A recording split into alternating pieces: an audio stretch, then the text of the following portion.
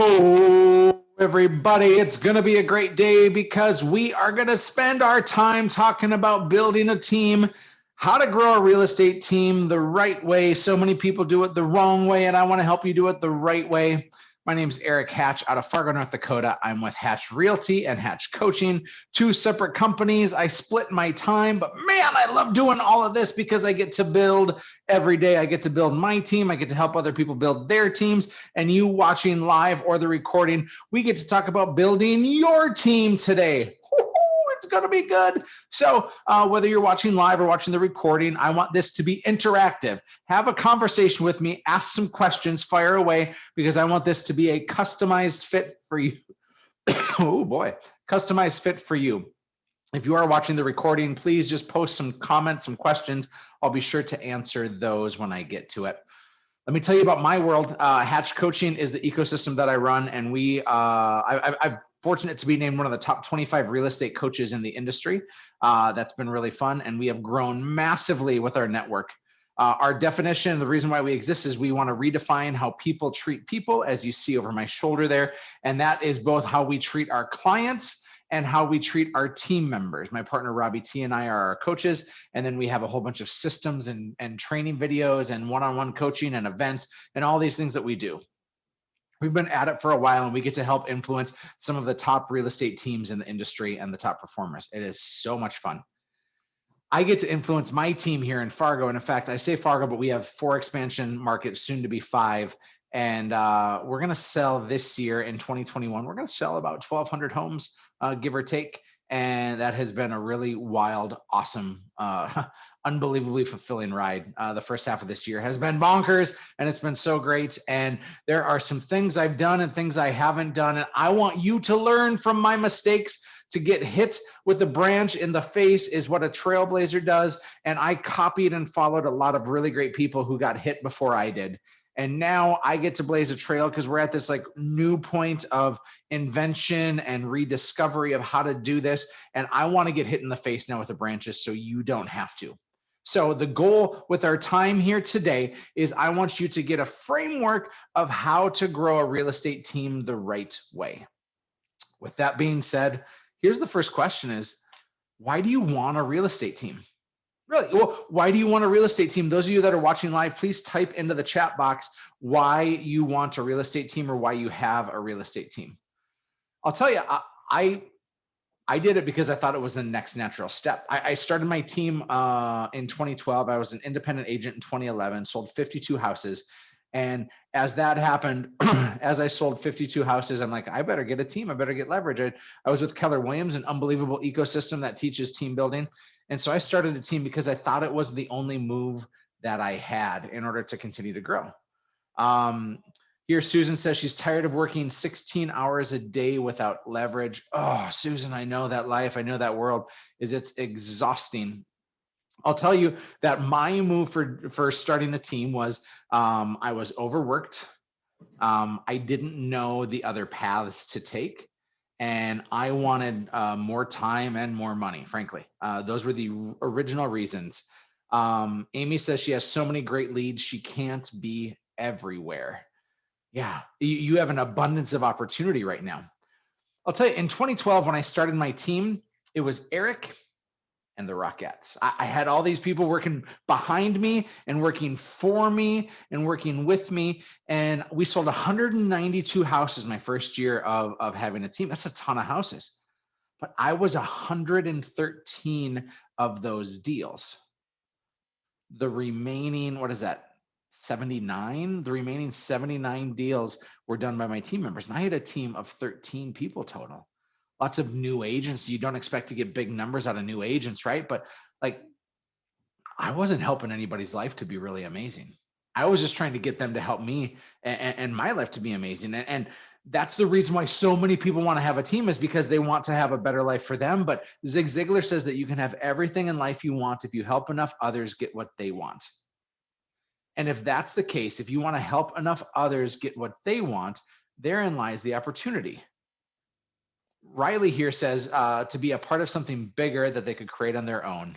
Your team can serve their clients far better than they could. Ooh, yeah. Yeah, Riley. Amy says leaving money on the table for sure. All these things are awesome opportunities of why to have a team. But I wanted to have a team because I needed to breathe, and I failed, gang. Some of you are about to start a team, or you've started a team, or you're in it, and it just isn't where it needs to be. Because the wrong way to start a team is if it's all about you, if it's about your success. I want to be very honest. I have a friend. His name is Hank Avink. It's a mouthful. He's an unbelievable guy. Back 10 years ago, he was my bold coach at Keller Williams. Just a firecracker of a guy. And he's now gone on to be a coach of people and doing some really brilliant things in the industry. And I watched a webinar of his, and he said like 90% of people shouldn't lead or have a team. And like I coach teams. It's what I do. It's what I build. It's what I help. And I'm like, man, Hank, that's really aggressive, and help me understand that. So I asked more questions, and he told me why. I'm like, man, you're right.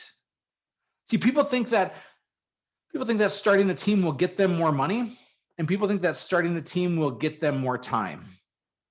It'll create less stress, more time, more money. In fact, that's what everybody wants. Everybody wants less stress.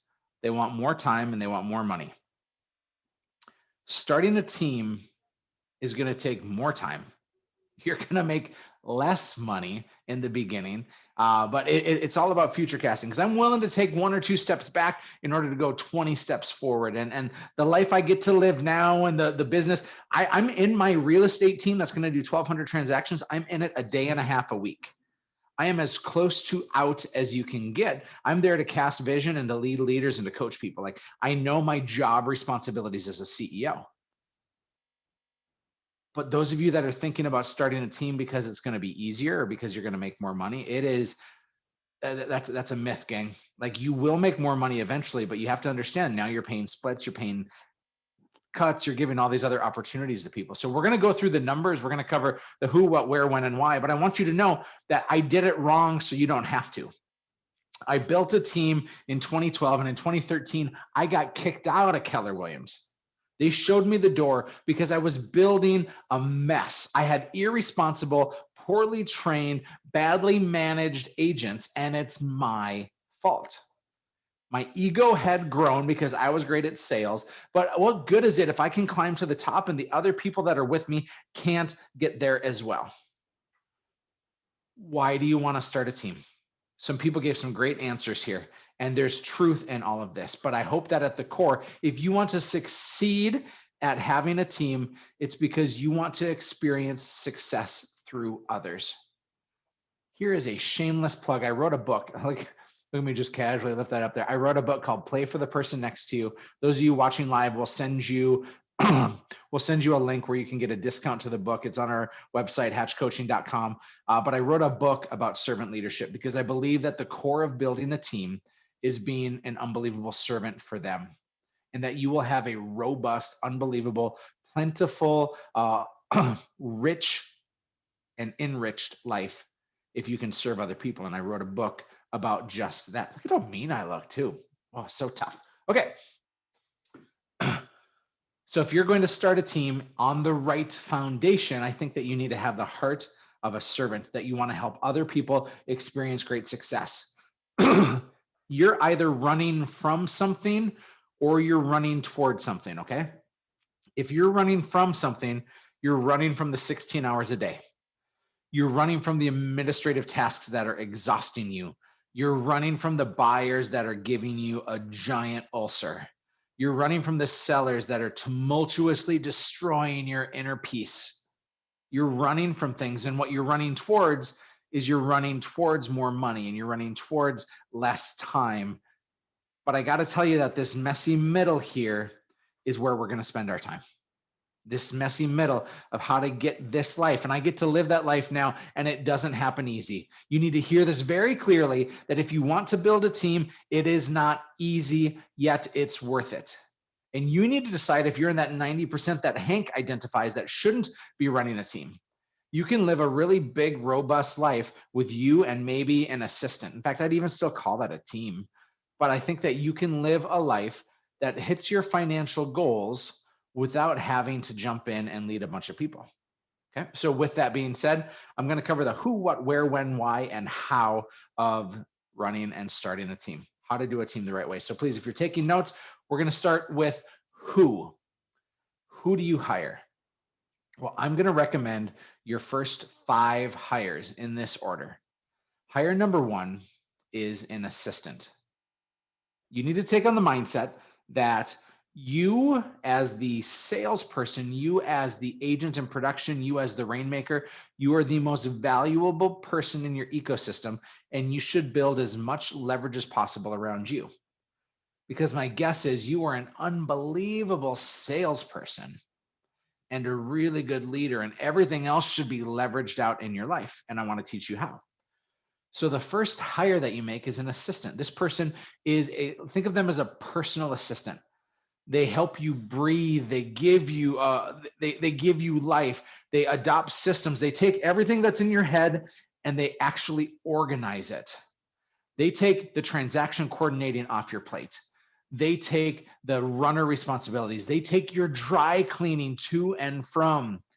They're coordinating meals for you. They're bringing your dog to the vet. By the way, you have to lay out all these expectations far ahead of time because you need to stay in production, in recruitment, in leadership for your time as much and as long as possible. And so as you find yourself with this assistant, this person is part personal assistant, part professional assistant. They are all things systems. They are all things strategy. They are imploring you to go and make more money in dollar income producing things. They're taking things off your plate because you are underwater. You're having a hard time breathing. You are gasping for air. Paul asked the question, is it okay that this person also does some showing partner stuff, help with transaction management, personal stuff, showing sometimes an admin stuff? Are they doing a little bit of everything? I read once that there's 192 jobs in a real estate transaction in a real estate team. All those hats have to get worn by somebody. This first person is best taking administrative tasks off your plate first. That is the stuff that is the most exhausting for most rainmakers. It is the lowest dollar per hour piece, and you stay functioning on the higher dollar per hour things. But Paul, that maybe means that that person does 30 of those tasks and you're still doing 162. Maybe they're doing 40 and you're doing 152, whatever the math shapes up to be, Paul. But there we have this opportunity that this person is to help you breathe so that you can function on a really high level. If they wear more than one hat, that's okay that they're wearing more than one hat. However, the end goal as we really grow this is that people become experts and siloed and isolated, doing a few jobs exceptionally well instead of a lot of jobs with mediocrity. Does that make sense, Paul? Please let me know if that makes sense. Amy says, do I think that the transaction coordinator and assistant is the same person? Amy, for your first hire, yes. I think this person is helping you with every last task that you possibly need. Some transaction coordinating, they're your listing coordinator. They are your assistant. They're wearing all your systems, all your organization because you are a mess. Can I be honest? You're a mess. You don't know it, but you're a mess. And this person is to organize and to systemize your life and your business so that you can do the best things possible. Here's where I think it's necessary to make, Susan says, I completely know I'm a mess. Thank you for that honesty. I've been there, I've done that, I've lived that, and I'm glad you can empathize and I can empathize with you. Danielle asks around what production level do we make this first hire?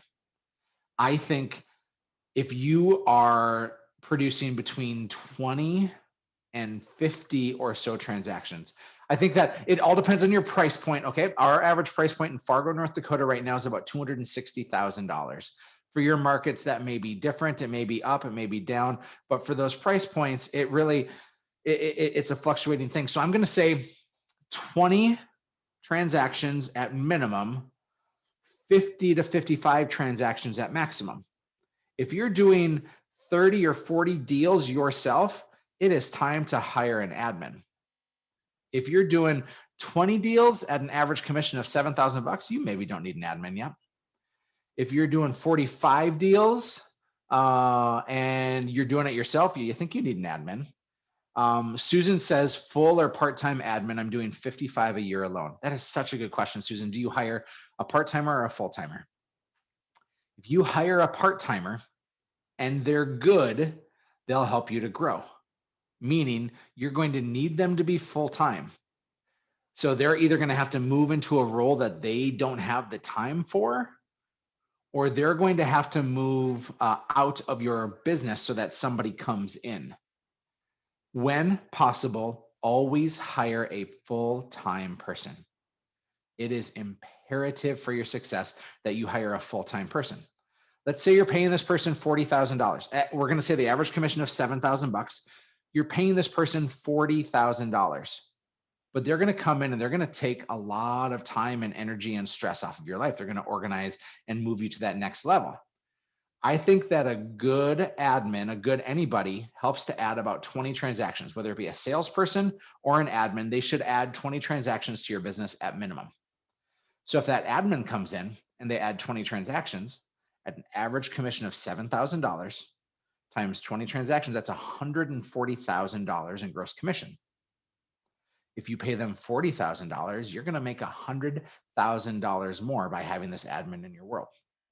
Does that make sense? Does that math add up? I hope it does, because I'm going to keep on going. Chad asks, what about OTC and an assistant? I don't know what an OTC is, Chad. Help me know what an OTC is, and I'll come back to that. All right. So as you're making this first hire, this first who, this assistant, I believe, should be full-time. They're going to eventually help you to breathe, help you to grow. They're not necessarily doing new things. Here's the mistake I made back in 2012. As I built this team, I hired an assistant, and this assistant came on board, and I had her immediately build new projects for me. I had this wish list, this to-do list, this honey-do list that I could never get to. And I had my assistant, who was part-time. I've made that mistake, Susan. I hired part-time. I had this part-time assistant, and I used her to help me grow new things.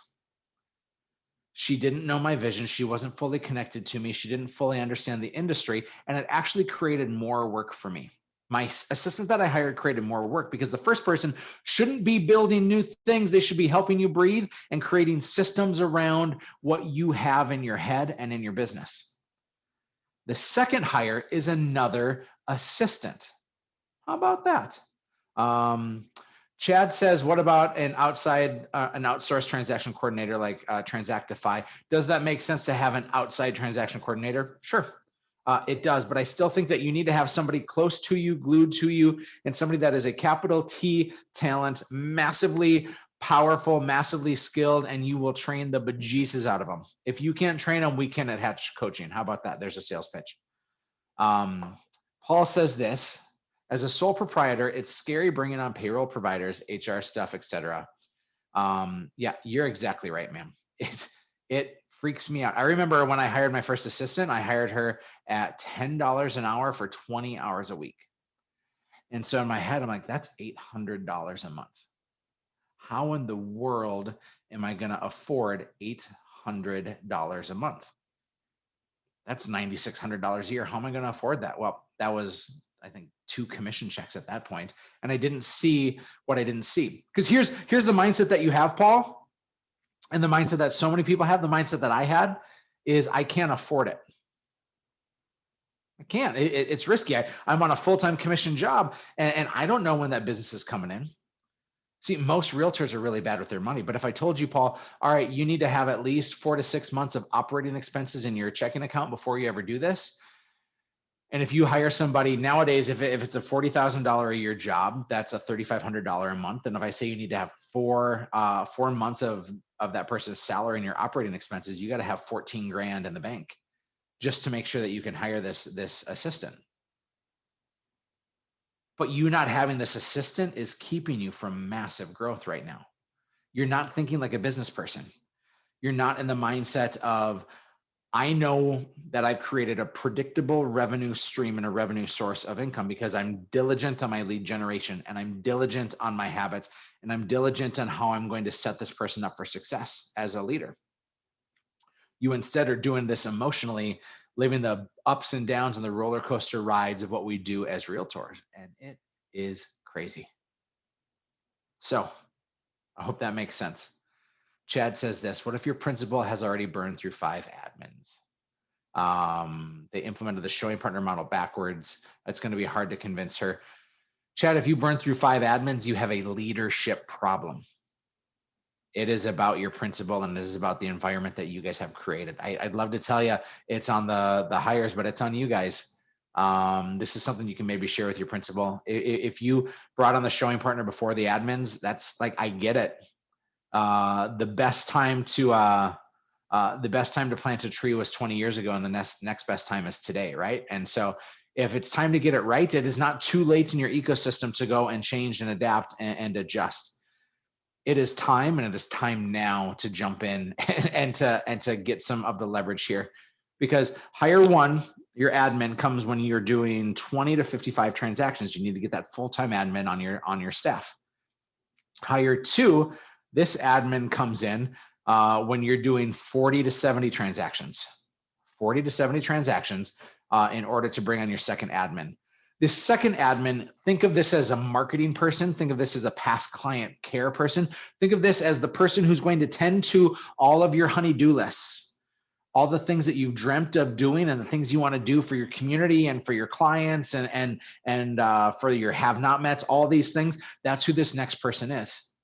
One of those two admin, he or she will rise up to become like your executive assistant, and one will be your assistant executive. An assistant executive is essentially your operations manager. It's your COO.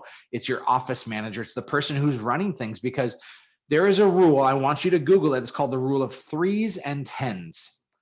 3s and 10s. The way it works is like this: is when you hit numbers in your ecosystem of 3 people, 10 people, 30 people, 100 people, and so on, as the multiplier goes, everything changes and shifts. And how you think, how you function, how you balance, how you operate, it all changes. And so if you want to change your ecosystem, when you hit 3 people, somebody has to step up to be a leader alongside you. You're giving this person responsibility, and then you're now introducing authority to them. It doesn't happen overnight. This is a 6 to 12 to 18 to 24 month process. Remember, building the right team is slow and steady.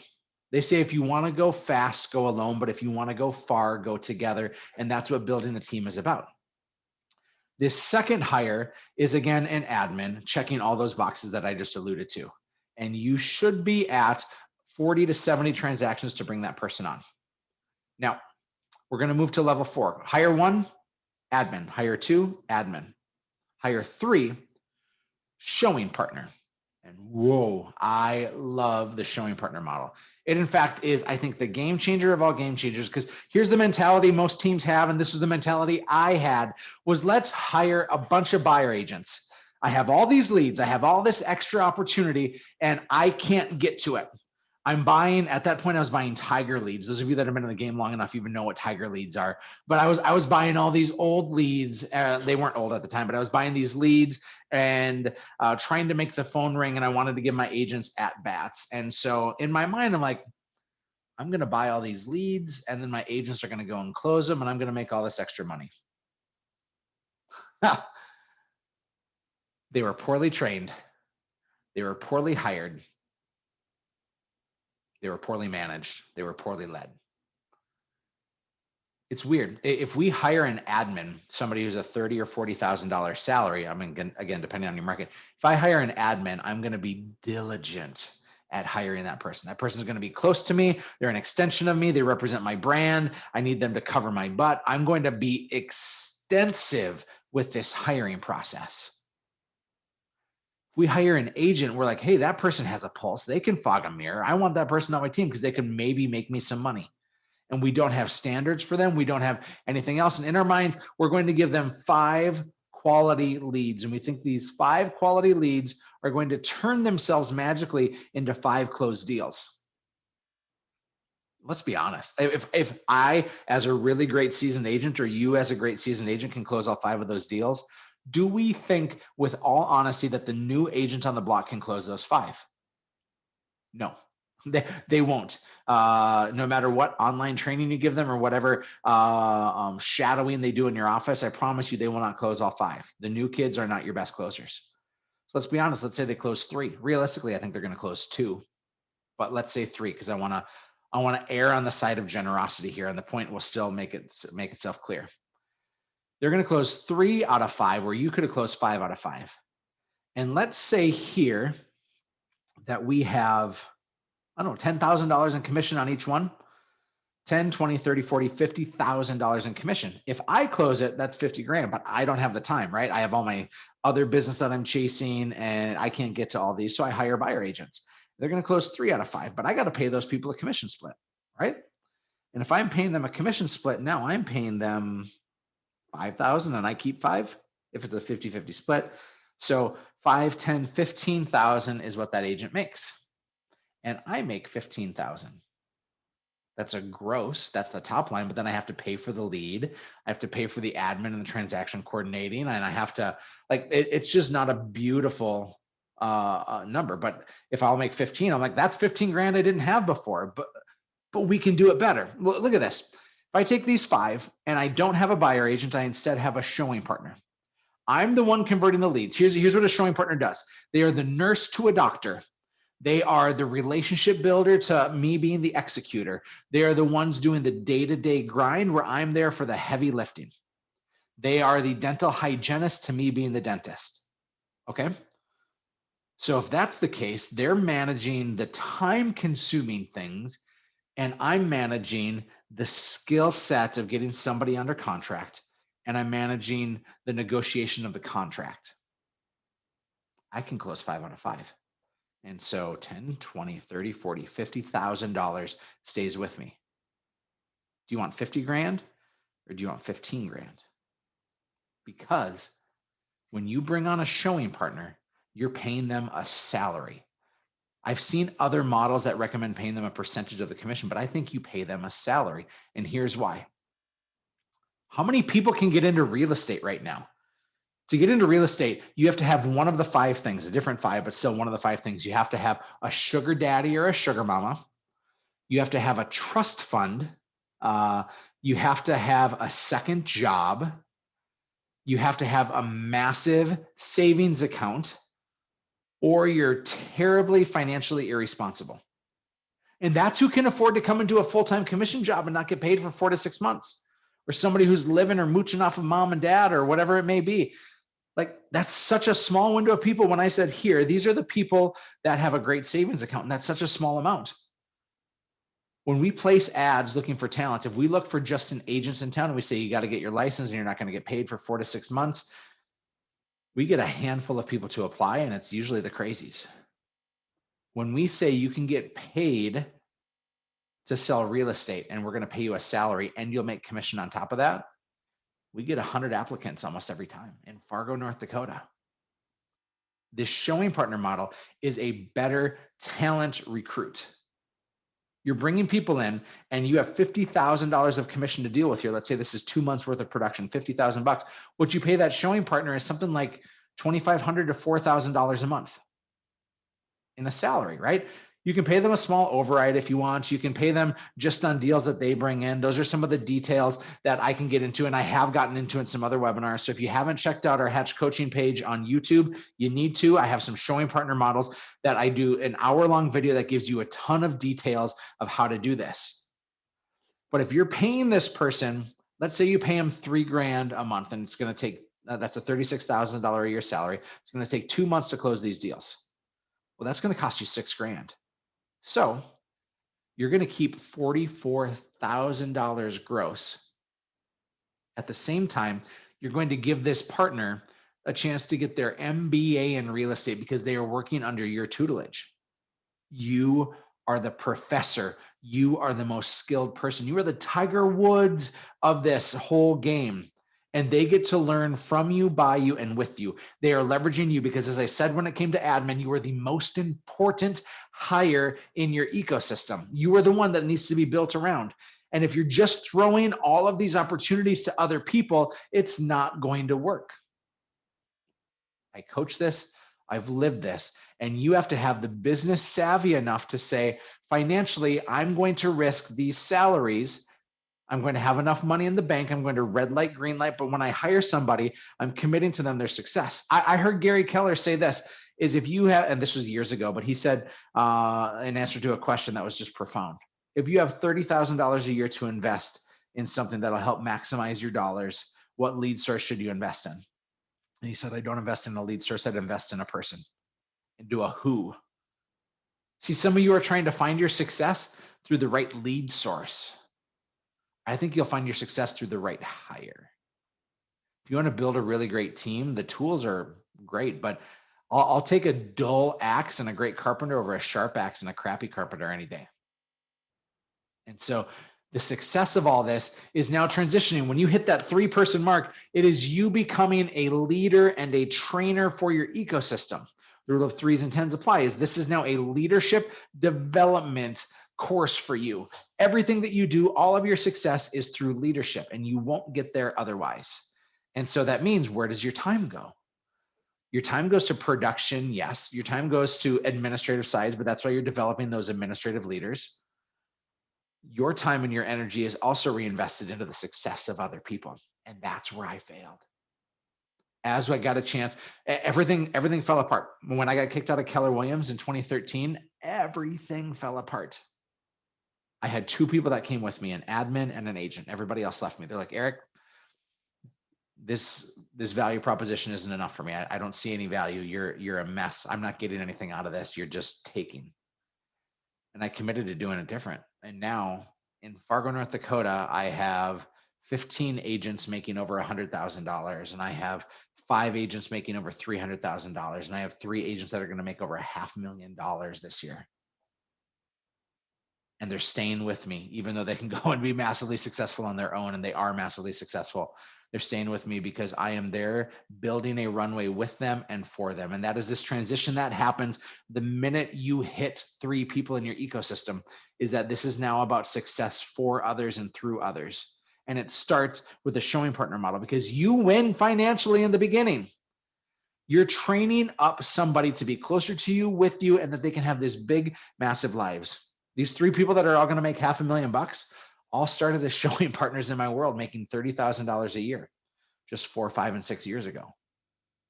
It's pretty unbelievable. All right, Daniel asks this. There's a few questions, and I got on a heater there. There's a few questions. A comp plan for each position.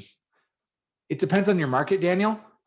These admin positions, sometimes you, like, people say, how little can I pay somebody? And I want to reframe the question. I say, how much can you afford to pay somebody? You should pay them as much as possible. I like to incentivize with profit share. I like to incentivize with bonuses when we hit certain benchmarks. And I like to also have a healthy salary. It just depends on each market and their experiences, of course. You can hire 3 types. You can have unproven, emerging, and proven talent. Proven talent is somebody who's been in the role for a really long time. They will be the least likely to be moldable clay, but they'll be the most likely to have hopefully some proven systems. I usually don't hire proven talent. It hasn't been right for my DNA. I like hiring unproven and emerging talent. You can usually get it for a little less and then build a runway based on how they perform and how they grow. So if it's an admin in Fargo, North Dakota, again, our average sales price is $260,000. Our admin make about 35 grand. And then they also get benefits. And so they're getting healthcare and they're getting dental. They get an opportunity to earn profit share and other things. I have some admin that are making north of $60,000 and $70,000 this year, because they've been with me a long time. Because the cost of a bad hire, or the cost of consistently hiring somebody every 2 or 3 years to fill a position, is costing you way more than paying a good salary ever will.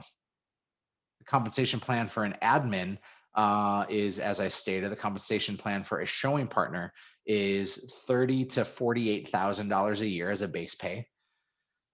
And then we offer them 15% commission for any deal that they bring in. So if it's somebody from their sphere or somebody they've earned from an open house, they get 15% on that commission. I do have some coaching clients that are paying a 5% override on the deals that showing partner touches, but that is specific to each market and to your financial plan. Hope that answered the question, Daniel. Daniel says, is the showing partner in the group text with clients to help set up showings? Yes, always. They are the ones driving it. You're the one watching and monitoring, so you're not left out of the conversation. And you're there to shake hands and kiss babies and negotiate contracts. You're not there for the day-to-day. All right, a couple other questions. Amy says, has this model been successful in other states? What if your average price point is $850,000?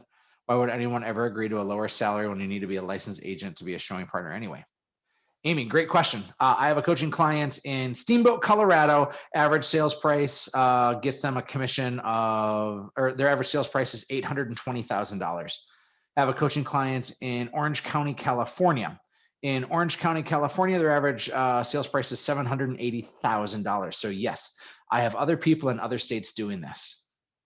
Here's what you have to understand is maybe in your average price point, you're going to pay that person a salary of $50,000 or $60,000. But 84% of people fail in real estate in their first 2 years. I promise you, Amy, what you have right now is a glass ceiling of belief that somebody won't sign up for a lower salary. You show them what people don't want to sign up for is that this is my job for forever. This showing partner model for most is a graduation opportunity. In our ecosystem, everything is earned and nothing is given. Everything is earned, nothing is given. And if that's the case, Amy, if everything's earned and nothing's given, somebody has to climb the ladder in your ecosystem to earn the right to earn a bigger commission and to get these leads from you, because they need to be trained better. They need to be more successful. And if you don't think it's going to work, I'll say I can give you example after example. I have a coaching client in the Seattle area, just north of Seattle. Average sales price is about $650,000. He has 3 showing partners. 21-year-old, a 23-year-old, and a 30-year-old. His 21-year-old in her first year as a showing partner, she's making $45,000 as her base pay, and then he pays her 5% on the deals, and she's going to make over $100,000 this year as a 21-year-old. And she doesn't have to hunt. Think of the disc profile, okay? On the disc profile, like 7% of us are Ds or whatever. Those are the hardest roles to fill. It is or the Ds are the least likely to show up on a showing or on a disc profile. Is are like 20%, S's are like 65 or 70%, and C's are like 12%. Ds are the least likely. Your hunters, your killers, your slayers of opportunity are such a small margin. Somebody can sign up to be a showing partner, to be a service person, and to be a relationship builder, the high I and the high S. There are more of those out there, and somebody who wants to jump in and say, I can make a guaranteed pay of $50,000 to $100,000, and I can make more than that when I perform, you will have a line out the door. I promise you that. Woo, it's going to be good. Paul says this, are we going to continue this over our Hatch Summit in Fargo in September? Paul, absolutely we are. I'm spending 2 days talking about how to build this blueprint of an amazing real estate team. The 22nd to the 24th of September, we are in Fargo, 250 to 300 of us, talking about real estate teams and models and how to build and do all these awesome things. So with that being said, I'm getting the question from a couple of you is, should your assistant be licensed? That is up to you. They don't have to be licensed. I certainly like it when they are licensed. You can choose if you pay for that. I pay for the holding of the license for my agents. They have to pay to actually get or for my admin, they have to pay to get their license. So the class is on them, but everything else after that, I pay for. I think it's easier. Like, you'd be surprised. Remember, if 84% of realtors fail in their first couple of years, there's a lot of folks who are looking for stability. I like hiring new people, and I like hiring people who maybe haven't found the right rhythm and ecosystem for support. So Jason asked this question, do you hire ISAs? Jason, I'm going to get there because that's hire number 4 on this. Lots of great questions here, by the way. Okay, I'm going to go back because there's a lot of questions I missed here. Okay. Joseph says this, if I start over with my structure, how do you approach high-level lead follow-up when you implement the 2 admin plus showing agent? I'm in the position where we have a solid lead gen with Ylopo, but my agents on the team are not great with consistent follow-up. I don't think you have to blow up what you have, but I think that's a creation of a micro team. Okay. If you're Joseph, the Rainmaker, and you want to shift and pivot, I don't think you have to go and fire those people, but you have to have standards and be strict on the standard, not on the person. So if you have agents who are stumbling their way through it, you got to be a better leader for them. But now it's reinventing your own micro team for your own personal production, because people will say all the time, like, hey, I have this commitment to my team members that I'm going to give them all the at bats. And no, you have the commitment to your team members to help them live a big, audacious, awesome life. It doesn't mean that you can't have your own micro team as well. And in fact, that's a total other iteration of a video you should watch in our Hatch Coaching YouTube channel. Susan says, would I recommend that 5% override? I'd have to talk to you personally, Susan. It is different for every market. I don't do it for my team members here. Other markets, they're doing it. Some are, some aren't. I don't think that you need to. But if you have somebody that's great talent and you want to keep them in the role, you need to pay them well. What's the job description on a showing partner? Boy, Kelly, great question. I will send you, let me write that down, job description, showing partner. I will send out a job description of our showing partners and what that looks like, so you can see. Really great questions, gang. Riley says, how many transactions before hiring a showing partner? You hire your first admin between 20 and 55 transactions, your second admin between 40 and 70, and the showing partner comes between 50 and 100 transactions. If you're doing 50 transactions with a couple of admin, you might want to start looking at doing a showing partner. I operate with this rule, and this is a really important rule. Write down the rule of 20 to 1. And I'm talking average price points here, anything for 200 to 400 in the average price. If you're higher than that, this number will change. But I studied top real estate teams across the industry, and I looked to see what their numbers were. People would say, how many agents, how many admin, whatever. And I just got fluctuating numbers. So I said, how many team members do you have that are full-time? And what I found out is that for every 20 transactions a good team did, they had one team member. Could be an admin, could be an agent, could be an ISA, could be a showing partner. And so if you are going from 3 people to 4 people using the rule of 20 to 1, that means you're going to be 60 transactions or so trying to get to 80 transactions. Sometimes you can do a lot more than that. You can run really ragged and that sort. But I think that if you use that rule of 20 to 1 and you're trying to figure out how to grow, if you're at 20 transactions, you can now start thinking about bringing on that first person. If you're at 80 transactions and there's 2 of you, you're drowning, you're missing opportunities, you're delivering poor customer service. And now if you're in an average price point of the gal who said she's $850,000, if you're in that average price point, you're going to be 15 to 1 or so for your scale. And then I'm going to put a tiny little asterisk on this, gang. Here's the tiny little asterisk, is if you do hire a new agent, meaning an agent that's not hired as a partner, if you hire a new agent, that person doesn't count on your roster for the first 6 months, because you're not going to get any production out of them, and it'll throw off your numbers completely. And so you need to hire with strategy and precision and accuracy. Okay. All right. Riley asks, how do I define emerging talent versus unproven talent?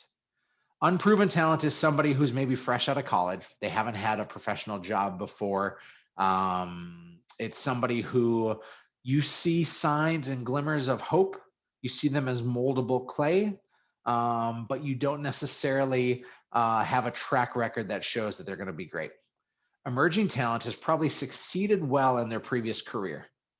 You saw that they were hungry. You saw that they were tenacious. You saw that they were an overachiever. You can even find college age people like that who were really involved in extracurriculars and sports and that sort. But that emerging talent tells me like this person has a taste for great success. They don't maybe have it in real estate yet, but they have a taste for it in other industries. And so I love unproven and emerging talent. It's my favorite. Susan signed up. So cool, Susan. Daniel asked this. Do I pay MLS and realtor fees for my showing partners? Sometimes. You're asking a lot of how questions. I want to live in the wow for this. I think your how questions are good, Daniel. Is exactly what do you do for the compensation piece. I want you to take on the mindset that your job is to make this person successful. Your job is to be a servant leader for this person. Your job is to build something that gives them an bulletproof experience of being a great realtor. And then when they can graduate from being a showing partner, and those graduate pieces are different for everyone. For us, it's 2 years in the role and at least 20 transactions that they have to bring in from their sphere. For most people, they're doing half that, 10 transactions in 1 year. If that person's going to graduate, that becomes a bit of a kermuffled thing. It's not a kermuffled thing if they have graduated and earned that right, because you know with confidence they're going to be successful. One more question. Okay. Lots of questions. I love it. Jason says, getting systems and processes right seems to be ongoing and not my best abilities. Who do you recommend to help set this up? It is a who. It is your first admin hire, Jason. That's who you need to bring on, is an admin who can research and do all of this back end stuff so that you can stay as a great salesperson. Admin, admin, admin all day long. And we can help with a lot of that too. Okay. Hire number 3 was a showing partner. Hire number 2, assistant. Hire number 1, assistant. Hire number 4, ISA.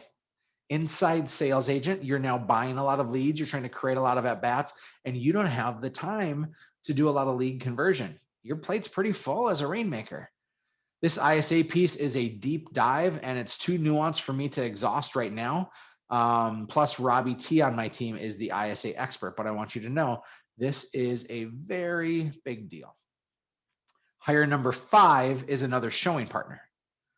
Let's make the assumption that your first showing partner has earned the right to graduate. Kelly's asking a graduation clarification question here.